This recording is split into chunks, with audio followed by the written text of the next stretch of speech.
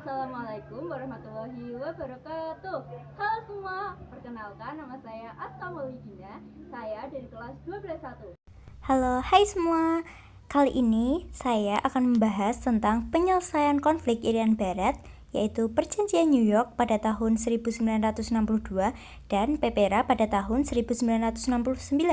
Yuk simak video ini.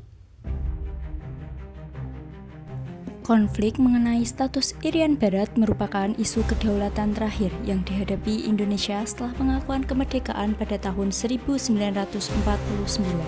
Masalah ini berakar pada Konferensi Meja Bundar atau KMB pada tahun 1949, di mana Belanda menolak memasukkan wilayah tersebut dalam penyerahan kedaulatan, sehingga statusnya sengaja digantung atau ditunda penyelesaiannya.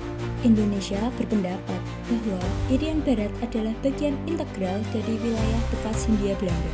Namun, Belanda bersikeras mempertahankan kendali atas wilayah itu dengan dalih mempersiapkannya menjadi negara merdeka yang terpisah. Sebuah langkah yang dicurigai Indonesia sebagai upaya membentuk negara boneka. Selama periode 1950-an, Indonesia secara gigih menggunakan jalur diplomasi di forum bilateral maupun Perserikatan Bangsa-Bangsa atau PBB. Tetapi, upaya ini selalu menemui kebuntuan akibat sikap keras kepala Belanda. Kebuntuan diplomatik ini akhirnya memicu Presiden Soekarno mencetuskan Tri Komando Rakyat atau Trikora pada tahun 1961, menandai pergeseran perjuangan ke fase konfrontasi total meliputi aspek politik, ekonomi, dan militer, untuk memaksa Belanda duduk kembali di meja perundingan dan menyerahkan Irian Barat sepenuhnya kepada Republik Indonesia. Selanjutnya, kita akan membahas Perjanjian New York. Perjanjian New York adalah persetujuan penting yang ditandatangani pada 15 Agustus 1962 oleh Indonesia dan Belanda di markas besar PBB kota New York sebagai solusi damai atas sengketa Irian Barat yang kini menjadi nama Papua. Perjanjian ini merupakan hasil dari mediasi diplomat Amerika Serikat, Ellsworth Bunker, dan mengatur pemindahan kekuasaan secara bertahap. Intinya, Belanda menyerahkan Irian Barat kepada otoritas sementara PBB yang disebut UNTEA hingga 1 Mei 1963, ketika UNTEA menyerahkan wilayah tersebut kepada Indonesia. Sebagai syarat utama, Indonesia berkewajiban menyelenggarakan penentuan pendapat rakyat atau PPRA sebelum akhir tahun 1969 untuk memberikan kesempatan kepada penduduk Irian Barat menentukan nasibnya, yang hasilnya kemudian memilih untuk tetap bergabung dengan Republik Indonesia. Selanjutnya adalah tujuan dari Perjanjian New York.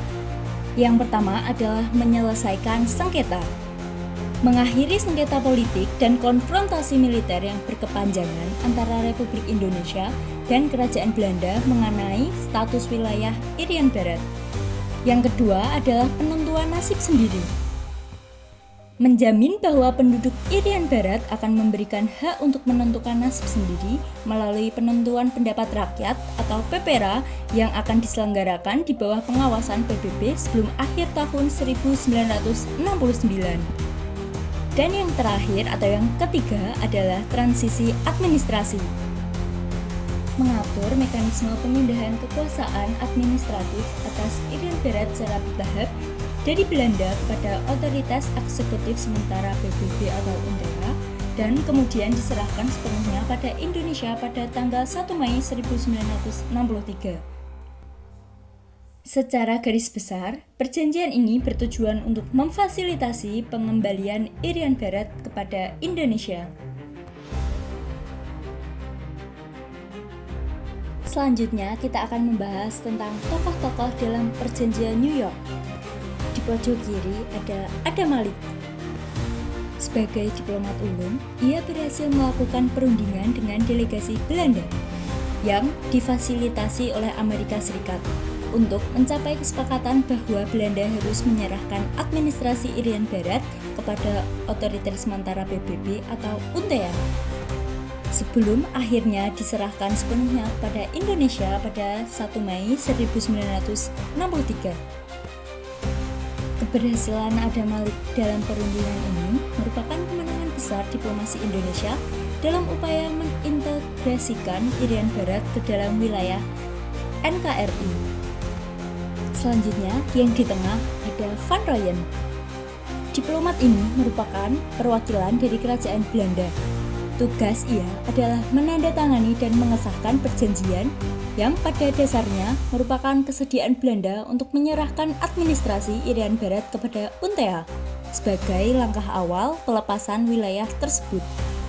Dan yang terakhir atau di pojok kanan ada Ellsworth Banker. Ia berperan sebagai mediator atau juru runding antara pihak Indonesia dan Belanda. Kontribusi terpentingnya adalah merumuskan rencana damai atau dikenal sebagai rencana Banker yang menjadi kerangka dasar persetujuan ini, memfasilitasi tercapainya kesepakatan di tengah ketegangan Perang Dingin.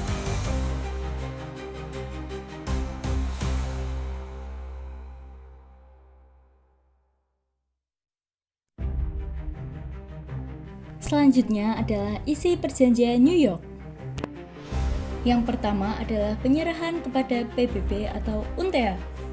Belanda wajib menyerahkan administrasi Irian Barat kepada PBB melalui Badan UNTEA pada 1 Oktober 1962.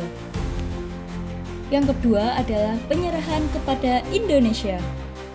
UNTEA kemudian akan menyerahkan administrasi penuh kepada pemerintah Indonesia pada 1 Mei 1963. Yang ketiga adalah penentuan pendapat rakyat atau PEPERA. Indonesia diwajibkan untuk menyelenggarakan PEPERA atau suatu bentuk penentuan nasib sendiri bagi penduduk Irian Barat di bawah pengawasan PBB sebelum akhir tahun 1969.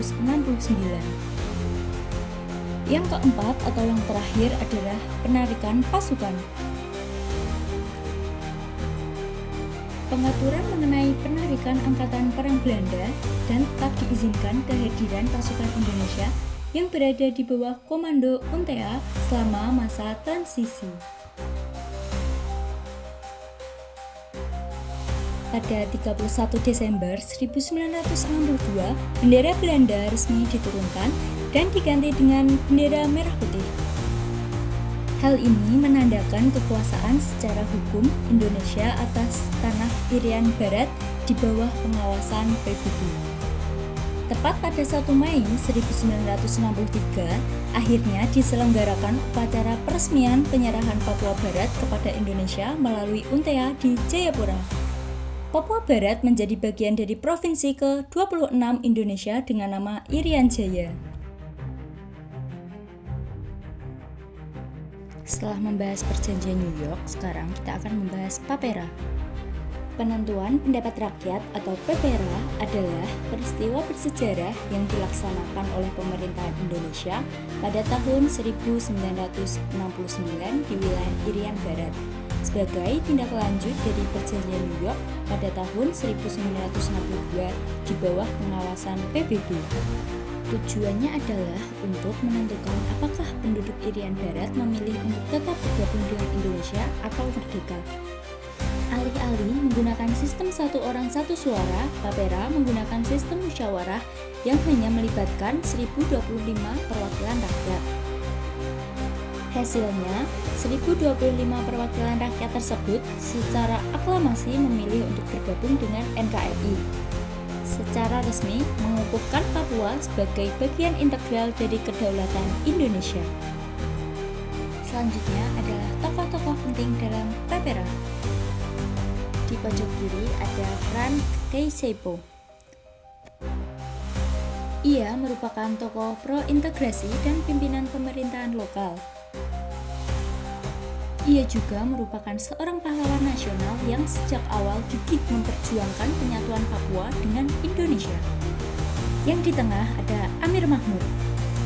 Ia merupakan perwakilan dan pelaksana dari pemerintah Indonesia. Amir Mahmud juga merupakan Menteri Dalam Negeri yang ditunjuk oleh Presiden Soeharto sebagai penanggung jawab utama pelaksanaan PEPERA di Irian Barat. Dan yang terakhir ada di pojok kanan yaitu Fernando Ortiz Sanz. Di PPRA, ia berperan sebagai perwakilan dan pengawas dari Perserikatan Bangsa-Bangsa.